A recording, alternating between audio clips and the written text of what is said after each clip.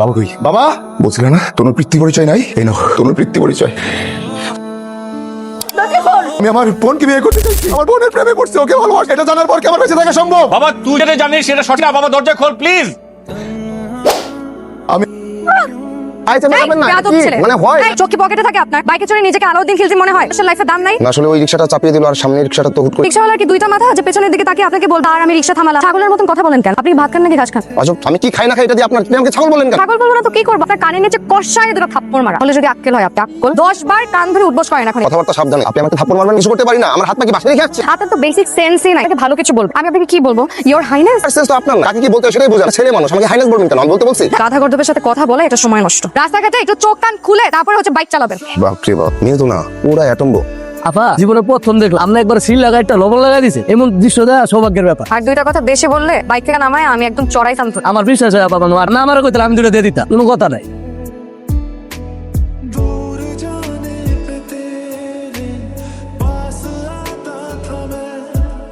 Mister মেয়েটা সারাদিন টুইটুই করে মেয়ে মানুষ ফলো। বাপ মাও কিছু শিখায় না, এটাকে কেউ কিছু কোনোদিন শিখাই তো পার। কার সাথে এত বকর বকর করছি? বকবক করবো না করবো বলো মা? এরা রাস্তাঘাটে একটা দিন টুইটুই করে আর মেয়ে মানুষকে ফলো করে। তোর রাতে কবে কমবে আল্লাহ জানে। আমার তো মনে হয় কোন দিনকার মাথা ফাটাই দিয়ে চলে আসবে। কি করবো বলো মা? এরা বাপের টাকায় বাইক কিনে রাস্তাঘাটকে নিজের বাপের প্রপার্টি মনে করে। রুলস মানেও না, রুলস কি জিনিস সেটা জানেও না। মেয়ে মানুষের মতো থাক। কি বললাম মা? মেয়ে মানুষ অন্যায় তো অন্যায়, এটার কোনো জেন্ডার নাই। কথাটা আমি সেভাবে বলিনি। তুই খুব ভালো করে জানিস তোর আর আমার কেউ নেই। তোর কিছু হয়ে গেলে আমি বাঁচবো কি নিয়ে? আপনি কে? আপনি কে? আমি কি? আমি হাকি আর কেয়ারটেকার। তুমি কি দরকার আপনার? ও আপনি কেয়ারটেকার? একটা মেয়ে গুলো কত তলায় থাকে? আপামনি তার কাছে কি দরকার? এটা আপনার আপামনি কি বলি? কোনো লাভ নাই। আপামনি হইতেছে আগুনের গোল্লা, পুরা সারকার হয়ে যাবেন। আমি তো পড়তেই চাই। কি আসলো আবার এসব? ওরে বাবা, সূর্য আজকে কোন দিকে উঠলো? আমাদের লিফতি বাবু এত সকাল সকাল বাসা, আমি কি সঠিক দেখতে পাচ্ছি? তোমার চোখে কোনো ঝামেলা নাই, তুমি দাঁড়াও, একটা গল্প আছে। দাঁড়ালাম।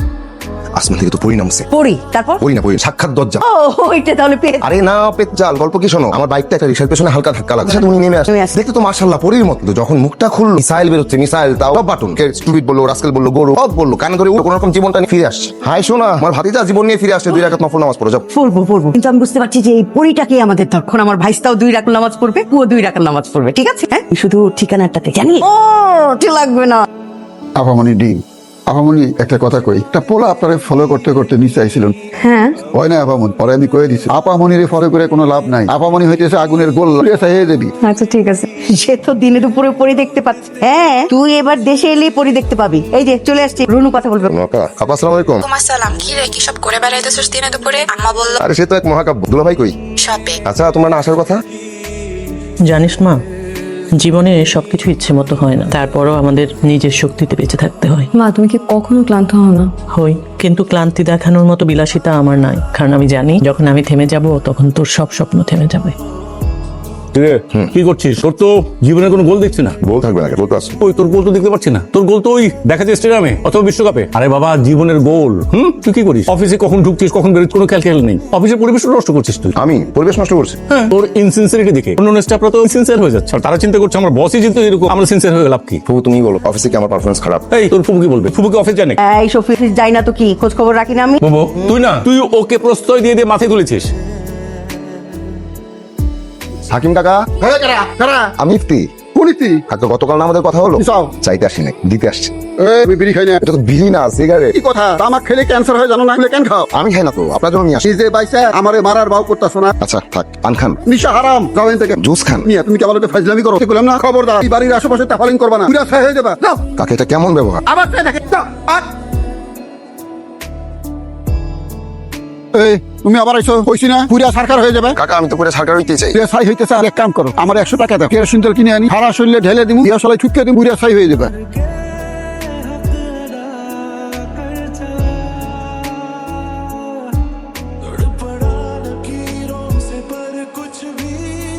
এই যে আপনি ওই লাফাঙ্গা ছেলেটা না? জি। তুমি ওকে রাস্তা চোখ বেহায়া আবার বলে জি। এই যে মিস্টার জি, আপনার এখানে কাজ কি? আপনাকে দেখতে আসলাম। সেদিন যে হাড়ি দিন হাড়িকে পেট ভরে নাই না? হাকিম ভাই, উনি নাই। হাকিম ভাই, হাকিম ভাই, আপামনি কই থাকেন আপনি? মুরগি কিনতে গেছিলাম। এই যে বাইরে থেকে লোক চলে আসে, আপনি গেটটা লাগিয়ে যাবেন না? এর থেকে লোক যদি এসে চুরি ডাকাতি করে কি আপনি নেবেন? ফার্দার যেন এরকম লাফাঙ্গা চোর বাটপার না দেখি। চলেন। তো সাহস তো কম না, বাসার ভিতরে ঢুকে পড়া করার উদ্দেশ্য ছিল না কি রে? হ্যাঁ বাজারে গেছিলেন, মুরগি কিনছেন? বাবা রে, তুই এই বাসায় আইস না। আপামনি যদি কমপ্লেন করে বাড়ি এলাকা, আমার কিন্তু চাকরিতে থাকবো না। গরিবের পেটে লাথি মেরে কি লাভ রে? দাভাগ দাভাগ, আল্লাহ দোহাই লাগা আইস না, আবার ফুসকি দিয়ে চাই। এই এই বেয়াদব ছেলে এদের মতন এরকম উকি ঝুঁকি মারেন কেন? এটা কেমন কথা হলো? আমি না হয় উকি ঝুঁকি মারলাম তাই বলে আমি বেয়াদব? দেখেন আপনার শাস্ত্রীওয়ালা, আগে বলেন উকি ঝুঁকি মারেন কেন? আপনার ইন্টেনশন তো ভালো না। আমার ইন্টেনশন এক শান্তিপূর্ণ সহাবস্থান। শান্তি এই কথাটাই তো আমাদের মতন ভ্যাগাবন্ডের সাথে যায় না। আপনারা বিশেষ করে আপনি এই মুহূর্তে আমার জন্য একজন ট্রাভেল মেকার। আমি ট্রাভেল মেকার? জি আপনি ভাগেন আমার বাসার সামনে থেকে। জি। পার্টদার আমার বাসার সামনে আপনাকে যেন না দেখি, ভাগেন।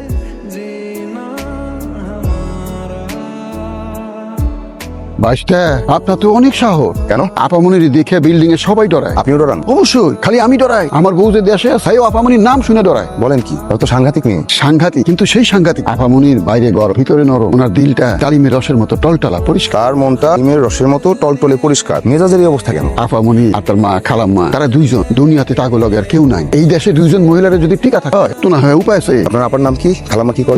তনু আপামনি। খালাম্মা একটা স্কুলের মাস্টার। আচ্ছা, তারা দুইজন। ভালো থাকেন। আল্লাহ হাফিজ। কি ব্যাপার চেয়ারে এমন করে আছো কেন? বাবা ফিরেছে? তুই আজকে অফিস কি করেছিস? আচ্ছা, অফিসের কাজ কি একদিন সব সেরে ফেলতে হবে? মানুষের হাওয়া বাতাস খাওয়ার দরকার আছে নাকি? না বাবু কে আসলো রে? কি কেউ আসে নাই? দারোয়ান না বাবু? হ্যাঁ? তুই আর ইস্তিমিলি যে নাটক করছিস তুই ঠিকই বুঝতে পারছিস। বুঝবি তো তুই ব্রিলিয়ান্ট। বাবু হাসছিস না তো? আমার কিন্তু মেজাজ খারাপ হয়ে যায়। শান্ত এসব হও, নাটক শান্ত বাদ দিয়া বাবু, ঠিক আছে? এই ছেলে, আপনার সমস্যা কি? আপনি আবার আমার বাসার সামনে আসছেন। সমস্যা তো আমার না, সমস্যা ওয়েদারের। ওয়েদার কি সমস্যা? আপনি দেখেন না এত বৃষ্টি হতে পানি, এই পানিতে কি বাইক চালানো যায়? একটু থামলাম। তো আশেপাশে এত বাসা রেখে আমার বাসার সামনে কেন আসবে? আশপাশে তো আমার পরিচিত কেউ নাই। আমি একটু পরিচিত, পরিচিত হই, আমাদের সমস্যাগুলো আমরা ভাগাভাগি করে নিই। আমার কোনো সমস্যা নেই। দেখেন, আমার যদি কোনো সমস্যা থেকেও থাকে সেটা সামাল আমি নিজে দিতে পারি। ওকে ইনভলভ করার কোনো প্রয়োজন নেই। আর আপনাকে একদমই না। ওকে। আরেকটা কথা, মানুষের সময়েরও তো মূল্য থাকে। এই যে কাজ করতে পারেন না, প্রতিদিন আমার বাসার সামনে এসে অপেক্ষা করেন, এটা মানুষজন দেখলেও তো বিরক্ত লাগে। কালকে থেকে আপনার চেহারা যেন আমার বাসার সামনে না দেখি, প্লিজ। আর আসবেন না প্লিজ। ওকে, আসবো না। মনে থাকে যেন। আগামীকাল আসবো। কি রে? এই ইফতি, জুলিয়েটের অপারেশন কত দূর?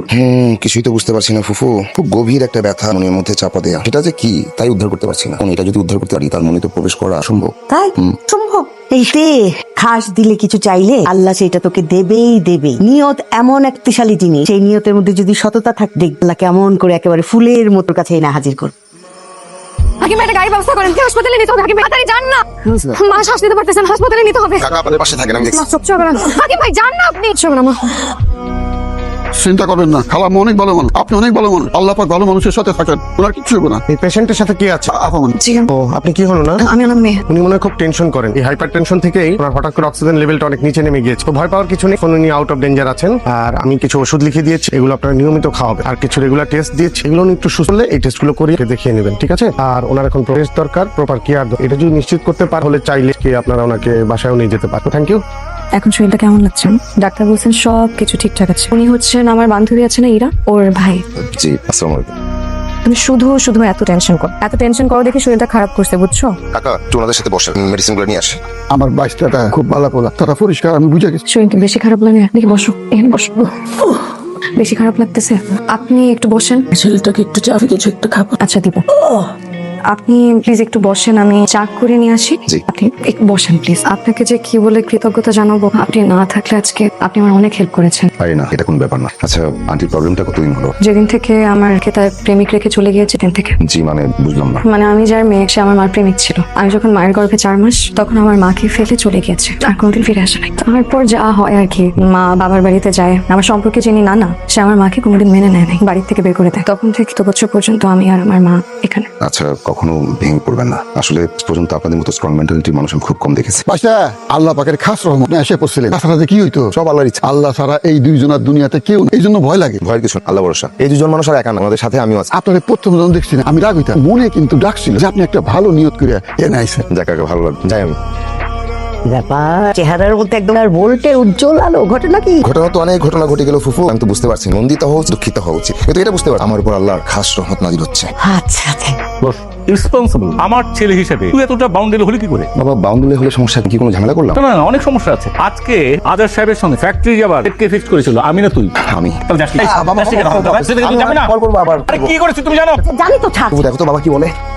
কি আবার এসব নিয়ে এসেছো কেন? আপনার শরীরের কি অবস্থা এখন? শরীর আগের চেয়ে ভালো বাবা। দেখিস তুমি সেদিন ছিলে, যে কি হতো আর আমার হলো সেদিন বুঝতেই পারলাম না। বসো না, তুমি বসো। তনু তনু ব্যাগ কে এসেছে? আন্টি সাবধান থাকতে হবে। ডাক্তার যে টেস্টগুলো করতে বলেছে সেগুলো করতে হবে। আগে থেকে যদি সচেতন থাকতেন এতদিন সাফার করতে হতো। আমি তো সারাক্ষণ একই কথা বলি।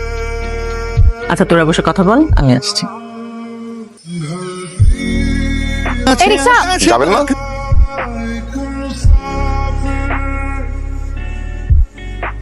এই রিক্সা, রিক্সা কেন? যাবেন না?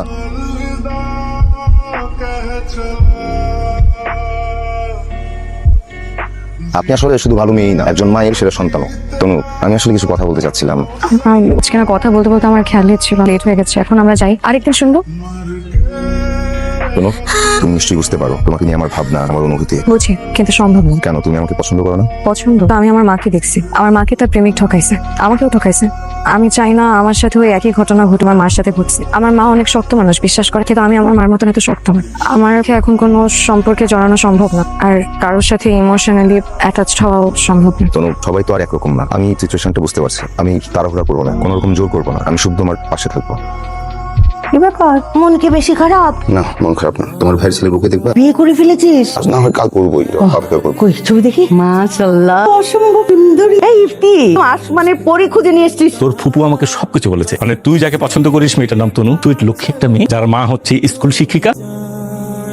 তনুর মার প্রেমিক, মানে 4 মাস ওদের রেখে সে লাপাত্তা হয়ে যায়। সেই জন্য ওর মার বাসার থেকে ওকে বের করে দেয়। যাকে ওর বের করে দেয় তাকে আমি কিভাবে অ্যাকসেপ্ট করব? বাবা, তুমি তো বোঝো, মানে এখানে তনুর দোষ। তনুর দোষ কি মানে? সাধারণত কথা বলিস না তো, কি পড়াশোনা করলাম তো? এই রামজাদা, তনুর দোষ নেই মানে? ওর বাপেরই তো ঠিক না, ওর মা কি ভুলবে একটা? বাবা, তুমি এভাবে কথা বলতে, একটু সম্মান দিয়ে কথা বলো। ওর মা সিঙ্গেল মাদার হিসেবে সারাটা জীবন স্ট্রাগল করে গেছে। আমাকে কথা চেঞ্জ করতে হবে? এটা স্পষ্ট করে কথা বলি, ভালোবাসি ওকে, আমি বিয়ে করবো, রেসপেক্ট দিয়ে কথা বলবো। থাপড়ে দাঁত ফালা দেবো। বললাম তো, সে আমার জীবনে খুবই ইম্পর্টেন্ট একজন। রেসপেক্ট দিয়ে কথা বলো। আমি ওকে বিয়ে করবো, তুমি রাজি থাকো, সারা জীবন কৃতজ্ঞ থাকবে। তাকে বিয়ে করো, তুমি মানবা না? আমার ভালোবাসার প্রতি তোমার সম্মান ছিল না। বাড়াই দিকে, বাড়াই যাবা, বাড়া। আমি বাড়িয়ে যাবো, আমি এখনই যাচ্ছি। যা তুই যা, ফুপুর কথা শোন। বাড়াই দিকে, বাড়াই যাবা, বাড়া। আসসালামু আলাইকুম আন্টি। ওয়ালাইকুম সালাম। ইফতি তুমি? আন্টি, একটা জরুরি কাজ ছিল, তাই সকাল সকাল চলে আসলাম। হ্যাঁ, এসো ভেতরে, ভেতরে বসো। তনু ওর একটা ফ্রেন্ডের বাসায় গেছে কালকে রাতে। অ্যাকচুয়ালি ওর ফ্রেন্ড ওকে জোর করে নিয়ে গেল। আজকে তো জন্মদিনের দিন, আমাদের দুজনেরই মন খুব খারাপ, সেই জন্য একরকম আমিও জোর করে পাঠিয়ে দিলাম। আন্টি, আমি একটা কথা বলতে এসেছি। বলো। আন্টি, আপনার যদি আপত্তি না থাকে তাহলে আমি তোমাকে বিয়ে করতে চাই। আমি তনুকে ভালোবাসি। আন্টি, আসলে আমি আর কথাগুলো চাপ নিতে পারছিলাম না, কথাগুলো বলে ফেলা উচিত। কথাগুলো আমার বুকের মধ্যে আপের মতো ওঠানো করছিল। প্লিজ, আপনি বেয়াদবি নেবেন না। আমার না বলে কোনো উপায় ছিল না। তুমি কি ওর বাবার বিষয়টা জানো? জি আন্টি, তনু আমাকে সবই বলেছে। তনুকে ফোন করে আসতে বলি। আর নাস্তা টাস্তা কিছুই হয়তো খাওনি, আমি একটু নাস্তার ব্যবস্থা করব। ইফতি ভালোবাসার কথা বলেছে, আমি আর অনেক অনেক হ্যাপি। আমার এই জন্মদিনে সবচেয়ে বড় উপহার। আচ্ছা, ইফতিকে জানে আমি ওকে সেদিন থেকে ভালোবাসি, সেদিন থেকে খেয়াল করলাম প্রতিদিন আমার জন্য দাঁড়িয়ে থাকে। আমি দেখেও না দেখার ভান করেছিলাম। ইফতিকে ভালোবাসি এটা কেউ জানে? আমার অভ্যাস হয়ে গিয়েছে, এটা কেউ জানে? কাল আমি ইফতিকে বলবো আমি ওকে ভালোবাসি। তুই আমার মায়ের প্রেমিকের মতন আমাকে ছেড়ে যাবো না তো?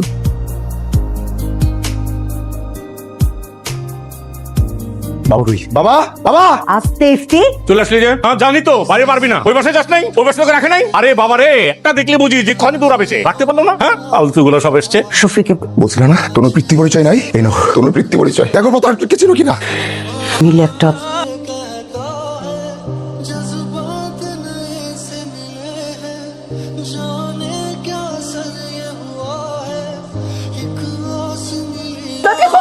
ঘটনা আছে, তুই জানিস না? বাবা দরজা খোল, বাবা। বাবা তেরে জানিস সেটা সঠিক না, বাবা দরজা খোল প্লিজ। আমি আমার বোনকে বিয়ে করতে চাইছি, আমার বোনের প্রেমে পড়ছি, ওকে ভালোবাসি। এটা জানার পর কি আমার কাছে থাকা সম্ভব? আমি কোন মুখে তনুর সামনে দাঁড়াবো? তারা না কোনো অসুবিধা না, জানিস সেটা ভুল, জানি দরজা খোল না বাবা। আমি এখন সব জানি। আমি একজন ভণ্ড তারও ভাবির সন্তান। তুই অনেক কিছু জানিস না। তুই শফিকের সন্তান না, তুই সব বলবো। ইফতি, তুই কিন্তু আমার সন্তান, কিন্তু এটা সত্য যে আমি তোর জন্মদাতা পিতা না। তাহলে আমি কি? তুই আমাদের বড় ভাই শফিকের সন্তান। আরে ভাই রে, এটা আমি মনে করতে চাই না, না মনে করলে আমার মাথা নষ্ট যায়। তো স্মৃতি, গ্রাম থেকে তোর বাবা মা শফিক আর তুই তখন এই যে ছিলি 3 বছর। তুই গাড়ির পেছনে ছিল শফিক, আর কোলে ছিলি তুই। শফিক ভাইজান গাড়ি ড্রাইভ করছিল, পাশে আমার ভাবি, আমাদের মতো ভাবি ট্রাকের ধাক্কায় তাক তো স্পট দিয়ে দিছে রে, তোদের দুজনের ভিক্ষা দিছে। আমি প্রতারণা করিনি বাবা, আমি প্রতারণা করিনি। আমি বলি, শফিক যে তনুর মা বিয়ে করেছিল আমরা কেউ জানতাম না, এই পরিবারও জানতো না, নানার বাড়িও কেউ জানতো না। আমার ভাইয়ের মতো এরকম সৎ লোক, ভালোবাসার লোক আমি পৃথিবীতে দেখি নাই। যার একটা প্রতারকটা।